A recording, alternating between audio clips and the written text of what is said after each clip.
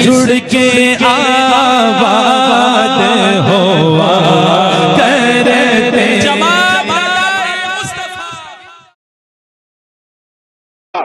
سرور عالم نے سفارشوں کی ہیں اور کتنے لوگوں کے لیے.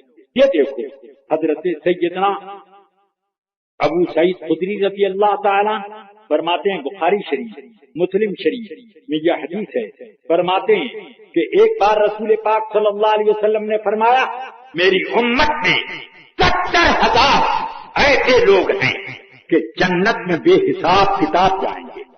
وجوہہم کالقمر لیلۃ البدر، ان کے چہرے چودھویں کے چاند کی طرح حشر کے میدان میں جگمگا رہے ہوں گے. فرماتے ہیں کہ وہ جنت میں بے حساب کتاب کیسے جائیں گے؟ لا يدخل اولهم الا ويدخل آخرهم، ان کا اول اور آخر ایک ساتھ جنت میں جائیں گے. ہاں یعنی فاٹک اتنا چوڑا ہوگا کہ 70,000 ایک لائن میں ایک صف میں کھڑے ہو کر ایک ساتھ پاؤں رکھیں، ایک ساتھ پہنچ جائیں گے. تو اب عکاشہ ابن محصن رضی اللہ تعالیٰ عنہ وہاں بیٹھے تھے، عرض کرتے ہیں یا رسول اللہ ادعو لی ان اکون منہم، میرے لیے دعا کر دیجئے کہ میں ان میں ہو جاؤں، بے حساب کتاب والوں میں.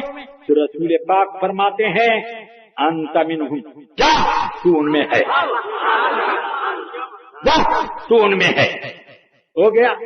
اب دوسرے صاحب کھڑے ہوئے، یا رسول اللہ میرے لیے بھی دعا کر دیں. فرمایا لقد سبقک عکاشہ، عکاشہ تم سے پہلے تم دیکھا دیکھی کھڑے ہو رہے ہو اور وہ صحیح چلے گئے، وہ انہوں نے صحیح مانگا اور تم دیکھ کے مانگ رہے ہو. انکار کر میرے آقا نے یہ نہیں کہ نہیں دیں گے، یہ نہیں کہا، بلکہ یہ کہ سبقت کر گئے. کیوں؟ میرے آقا انکار نہیں کیا کرتے تھے اور میرے آقا یہ بھی نہیں چاہتے تھے کہ ساری 70,000 کی گنتی آج ہی پوری ہو جائے، یہ بھی نہیں چاہتے تھے. اس لیے میرے آقا نے بات ٹالنے والے انداز میں کہہ دی. اب میں عرض یہ کرنا چاہتا ہوں کہ دنیا میں بھی وہ سفارشیں کرتے. حضرت سیدنا عبداللہ ابن عباس رضی اللہ عنہما ایک، حضرت عباس ابن عبد المطلب دو. یہ حدیثیں پڑھیے مسلم اور بخاری میں.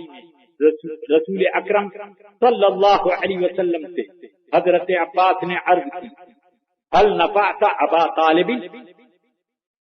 یا رسول اللہ هل نفعت ابا طالب فإنه كان ينافع عنك، یا رسول اللہ کیا آپ نے ابو طالب کو کوئی فائدہ پہنچایا؟ آپ کی طرف سے بہتوں سے وہ لڑائی کر لیا کرتے تھے مگر کفر پر ان کی موت ہوئی، تو کیا آپ نے کوئی نفع پہنچایا؟ تو میرے آقا فرماتے ہیں نعم كان في قعر من النار فأخرجته إلى ضحضاح، فرماتے ہیں ہاں ہاں وہ جہنم کے سب سے نچلے طبقے میں تھا، میں نے اس کو نکال کے چھچلی جگہ میں پہنچایا. پھر دوسری روایت میں فرماتے ہیں کہ قیامت میں سب سے ہلکا عذاب ابو طالب کو ہوگا، جہنم کا ایک جوتا پہنایا جائے گا بس، مگر اسی سے دماغ آندھی کی طرح کھولتا ہوگا. پھر فرماتے ہیں اور میں نے اپنے رب سے سفارش کی ابو طالب کے لیے، تو اب ان کا عذاب اتنا گھٹ گیا کہ ان کے تلوے پر جہنم کی ایک چنگاری رکھ دی جائے، یغلی منہا دماغ، جس سے ان کا بھیجا کھولتا ہوگا. بس سب سے ہلکا عذاب.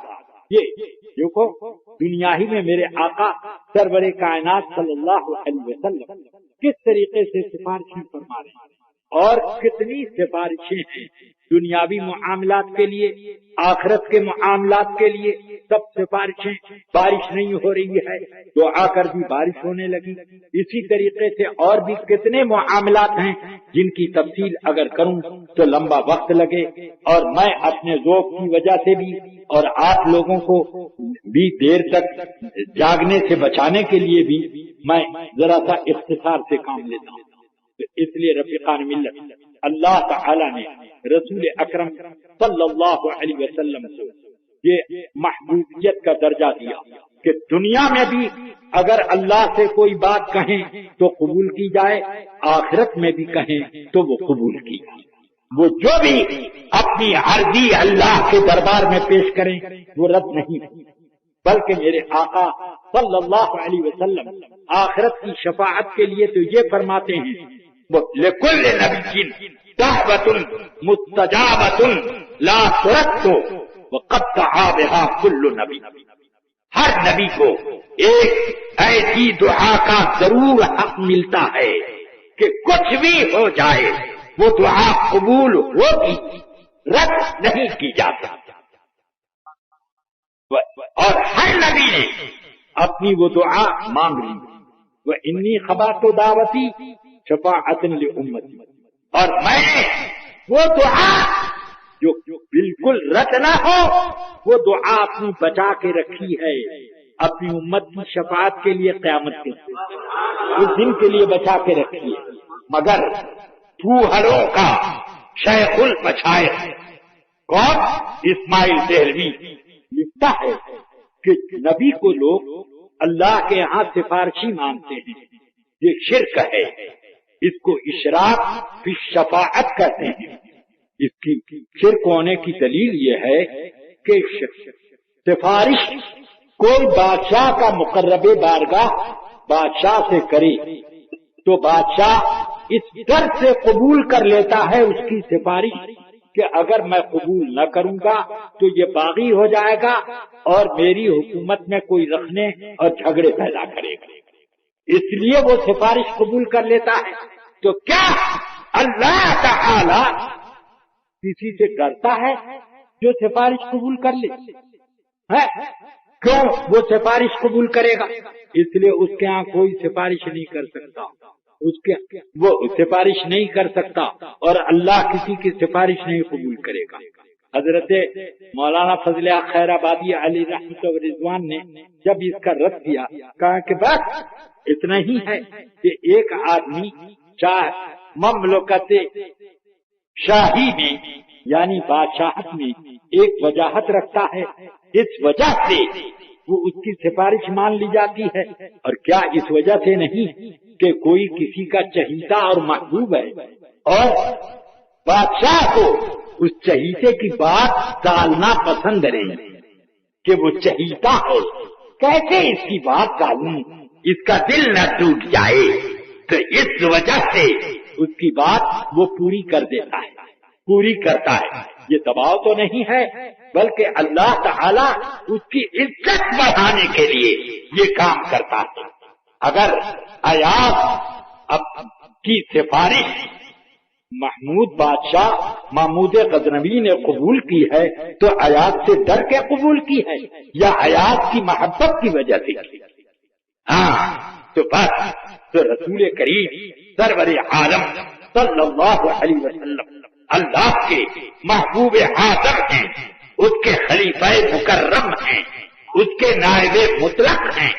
جب وہ کچھ کہیں تو اللہ کو پسند نہیں ہے کہ اپنے محبوب کی بات پالے، وہ تو یہ فرماتا ہے وقیل ہی انہم قوم لا یعقلون، قسم ہے اے محبوب سے تمہاری بات کی قسم، تمہاری گفتار کی قسم کہ اے اللہ یہ لوگ تو سمجھ نہیں رکھتے ہیں، جن کو میں دین اسلام پہنچا رہا ہوں یہ سمجھ نہیں پا رہے ہیں اس کو، تو اللہ ان کی گفتار کی قسم یاد فرمائے۔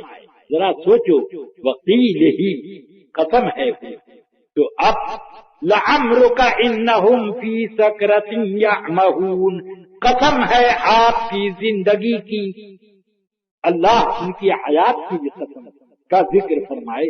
ذرا سوچو تو وہ اتنے بڑے محبوب ہیں مگر ان لوگوں کو یہ سب سمجھ میں نہیں آتا، وہ یہ کہتے ہیں کہ ہمارے جیسے، اور یہ ہمارے جیسے کہتے ہوئے لجا بھی ان کو نہیں آتا، کیوں کہ تکبر کے اس معیار پر ہیں جو انہیں ابلیس سے وراثت میں ملا۔ جب ان سے کہہ دیا جائے کہ تم بندر کے جیسے ہو کہ اس کی بھی دو آنکھیں تمہاری بھی دو، اس کے بھی 2 ہاتھ تمہارے بھی 2، وہ بھی منہ سے کھاتا ہے تم بھی، تو اب اگر یہ کہہ دیں تو اس کو پارا چڑھنے لگے گا، اور رسول پاک سے جب تشبیہ دیتا ہے تو بہت خوشی اس کو ہوتی ہے۔ یہ تکبر کی نشانی، یہ تکبر کی نشانی۔ ہاں ورنہ اپنے آپ نے لیے بندروں